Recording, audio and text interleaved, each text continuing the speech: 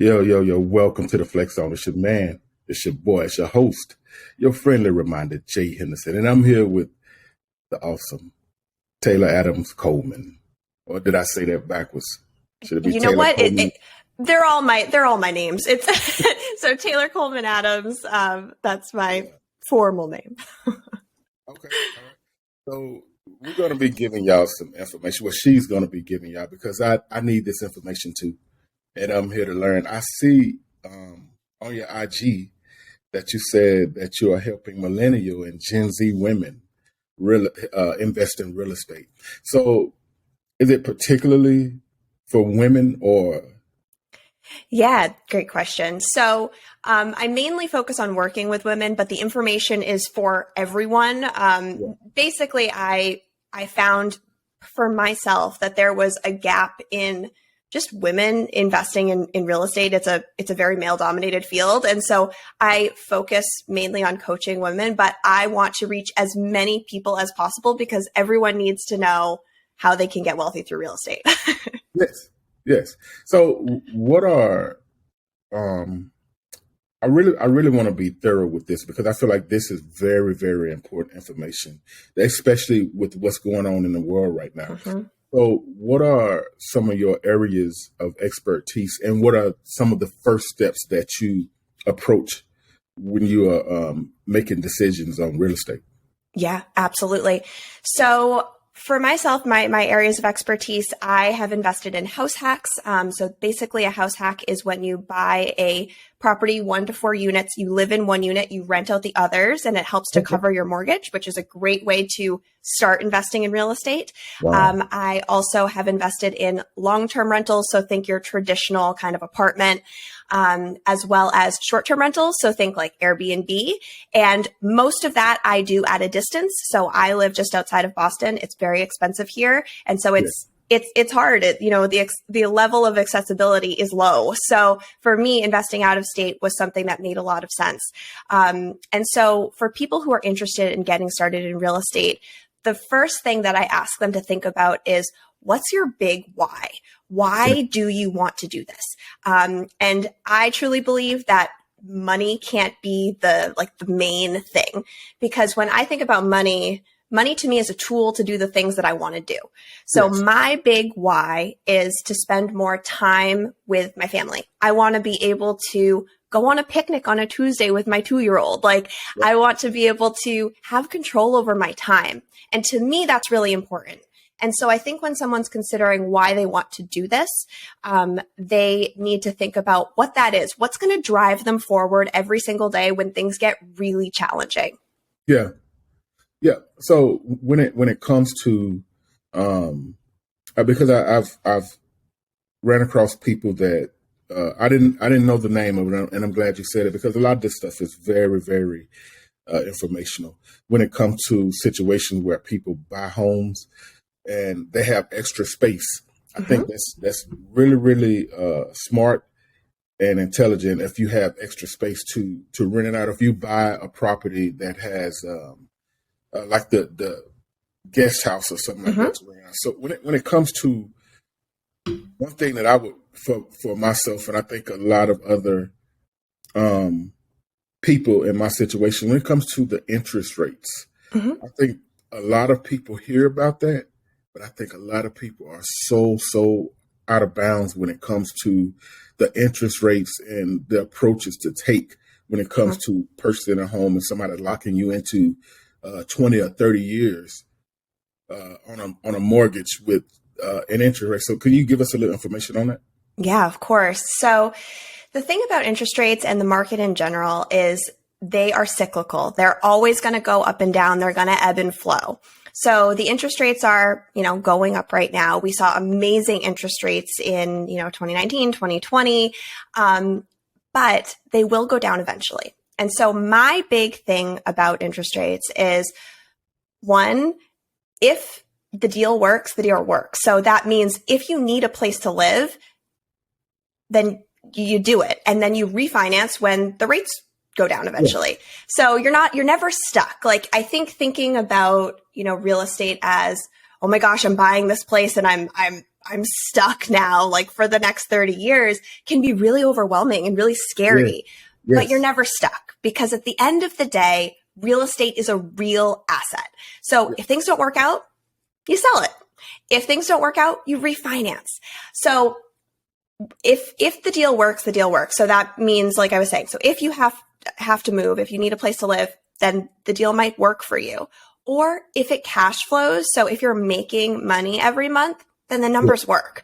So for me, I'm very much in the mind of, if I can cash flow, then I don't really care what the interest rate is or what the price is, because I want to be able to get what I want to get out of that deal, if that makes sense.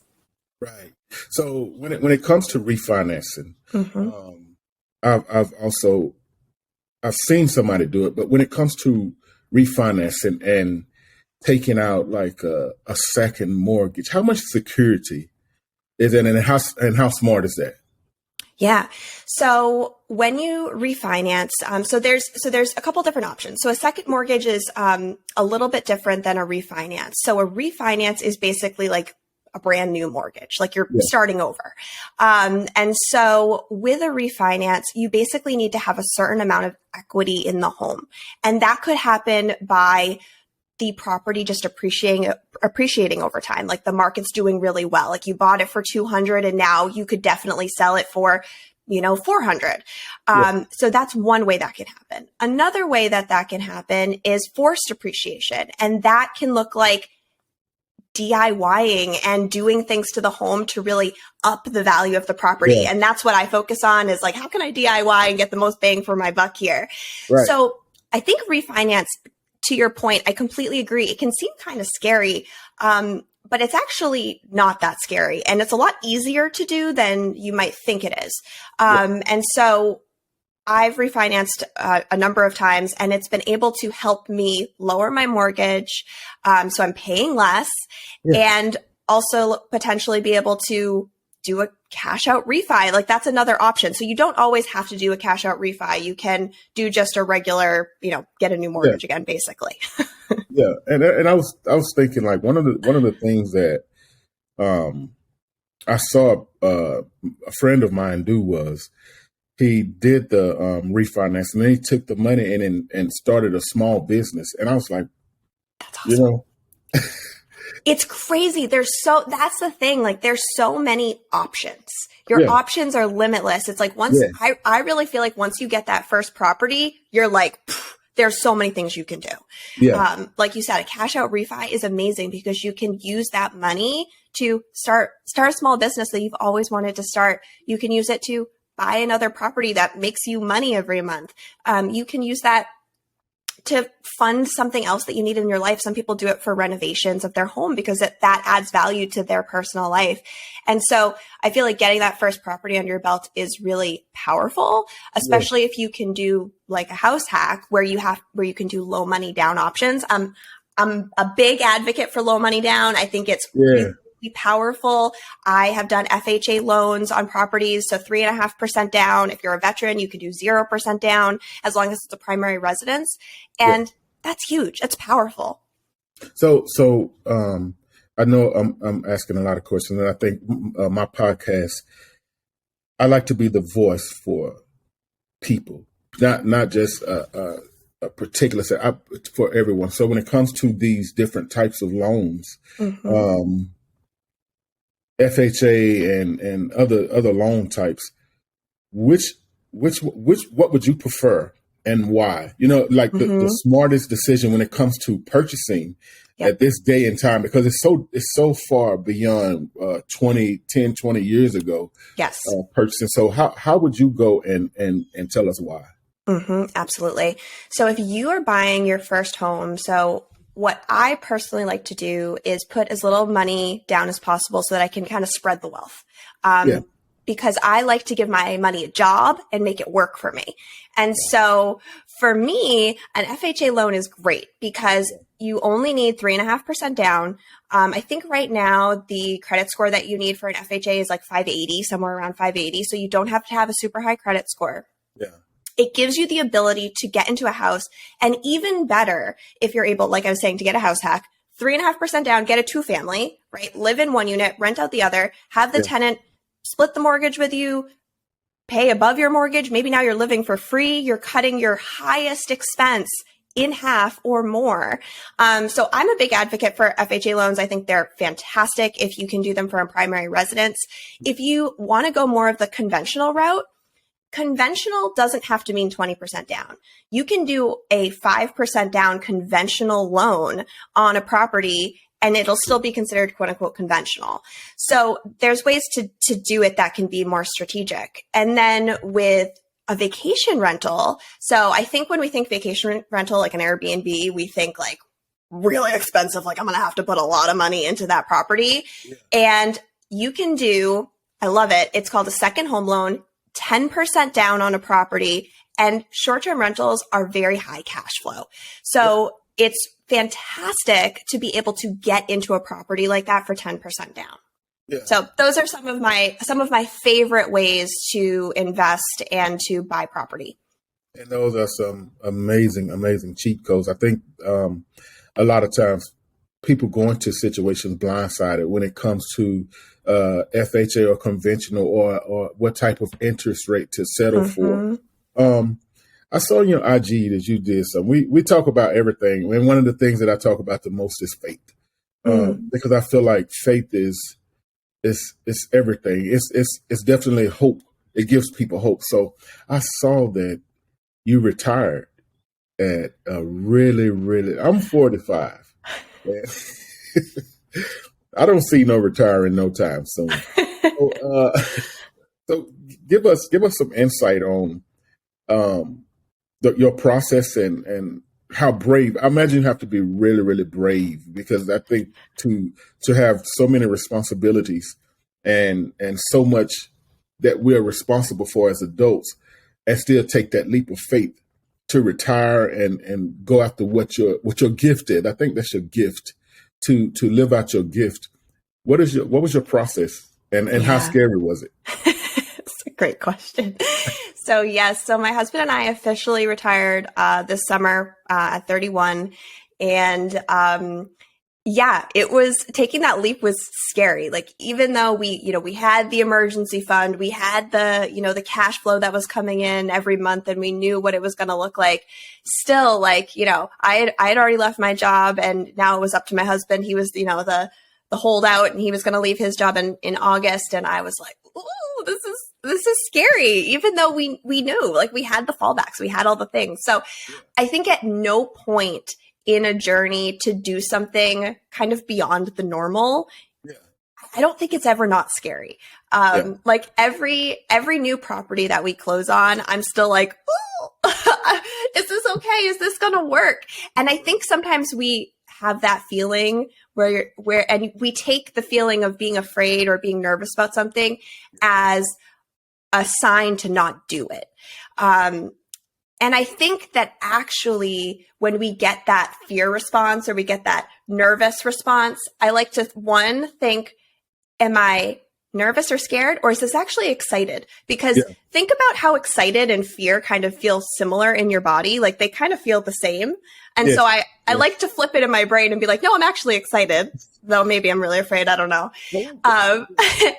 And then the other thing that I think too is when we do things that make us uncomfortable, that's where things really start to like really sparkle. Like, great things happen when you get outside of your comfort zone.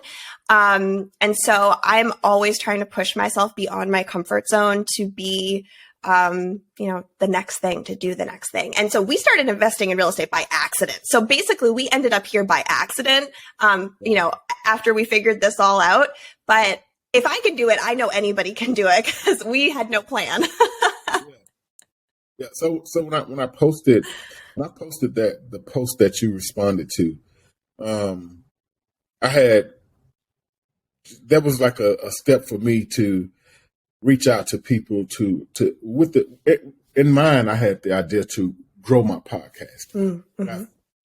I felt like I needed people to do that. So because I feel like we have to be the voice for people when we have these platforms and when we use these gifts, I feel like we have to be the voice for people. And when you emailed me, so many people was. It, I think it was a different experience when I got the response that I got from so many people, and it was so many different. I had no idea so many different people was even in the world. So many different people that thought so many different ways. When it comes Absolutely. to spirituality and all of these different things. But you sent me your email, and even yesterday, I knew it was something. It's just like that subconscious thing. I knew it was something, but I couldn't quite put my finger on it because the computer that I had all my information in is out of service right now. And when you contacted me, I was like, wow. You know what I'm saying? Like that's that. I feel like that's that poke from that nudge from God that says like this has to be done. It's some Yeah. information that somebody need. Yeah. So when it comes to you and your platform, I don't really do a lot of long podcasts because I feel like sometimes you have to really, really keep the time right to keep people attention. Mm-hmm. So when it comes to you and you using your platform, what is something that you would share with your audience that you could share with my people right now when it comes to anything that you have going or anything that you feel like that could get them in the door and give them that piece of hope that they need Mm-hmm. because some people are scared. Some people are concerned about what if I get out here and try and fail? What if I get out here and miss a mortgage or two? When it comes to Mm-hmm. responsibilities, I think that sometimes people have that fear that you was talking about that you had, Yeah. and that was so. I mean, when I say crazy, when I say that's crazy, I think that's super dope. So I say that's crazy. So I think that's so crazy that you say that you take that fear and you trick yourself to turn it into excitement. Yeah. Like that's like look, guys. That's a real cheat code, right? That's a real cheat code right there too, because fear is paralyzing. It Mm-hmm. stops you. It tricks you out of opportunities. So just to um, give people a piece of advice that could break that fear, that could turn that fear into excitement. Let us have it. Yeah, absolutely. So I think the biggest thing is the longer you wait to get started, the longer you wait to see results. I Yeah, think at the end of the day, everyone deserves to follow their passions and follow the things that they want to do and that they envision for their lives. yeah, And I don't want you to take these big, big dreams that you have and like push them down yeah, into, to the ground. You're like, oh, I'll get to that next time. I want you to really take the time and dream really big, like bigger than you ever thought you could ever dream. Like I never thought I would retire at 31. Like what the heck? That's crazy. yes, Like dream super, super big. And then all you have to do is take that really big dream and I want you to divide it up over a certain amount of time. If you really want to retire in 10 years, like maybe that's your thing, right? So what do you need to do that? Like yeah, make it so simple for yourself. So yeah, I need to replace I don't know, $70,000 worth of income. How do I break that down over the course of 10 years to make yeah, that so incredibly simple and that every single day I'm taking one tiny little step towards yeah. that goal because every tiny step is a huge leap over 5, 10 years. So Wow. that could look like going to a networking event for a thing that you want to do. Yes. That's so simple. It sounds so simple, but it can be so big and so impactful over a long period of time. Yeah. Yeah. So, what are some of your tips for balancing? Because you're an entrepreneur. You have a very successful. I like how you have your IG set up. Thank you. The information is the information is there, guys. You could. I'm going to let you give that information in a second. So, what are some of the tips that you would share for balancing being an entrepreneur, being a wife, and being a mom? Absolutely. So I think the big thing I focus on is time blocking and prioritization. So when I am with my daughter, when I'm with my husband, that's, their time. Yeah. I don't want business or whatever else is going on around in my life in that time. So I have to time block and make sure that, everything's done between these hours, and outside of those hours, I'm focusing my attention on my family and the other things that are important to me in my life. And if I don't take that time, instead of saying, oh, I don't have the time to do that, I switch that and I say, I'm not prioritizing this right now. And think about how that feels in myself. Like, do I not want to prioritize that right now? And then I'm like, oh, then I'm wrong. And I need to really shift my timing.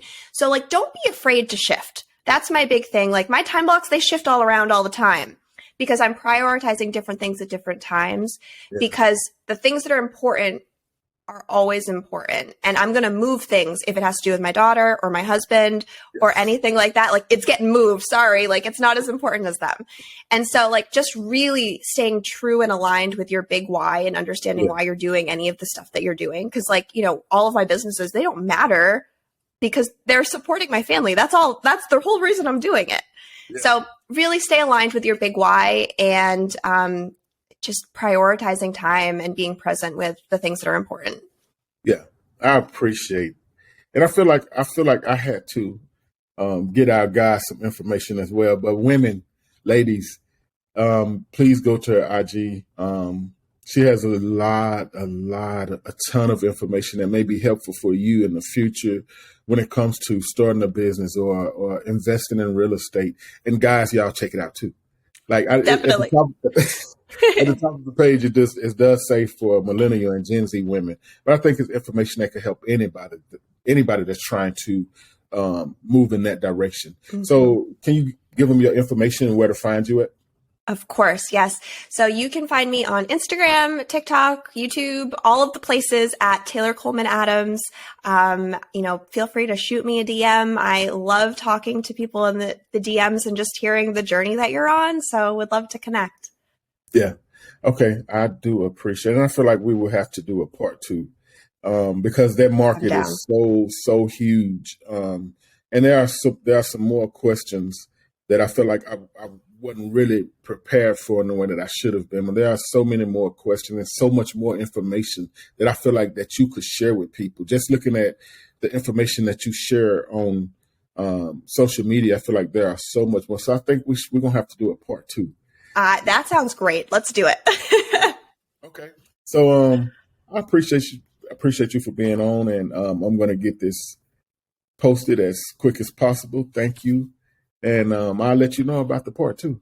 Awesome. Thank you so much for having me. Thank you.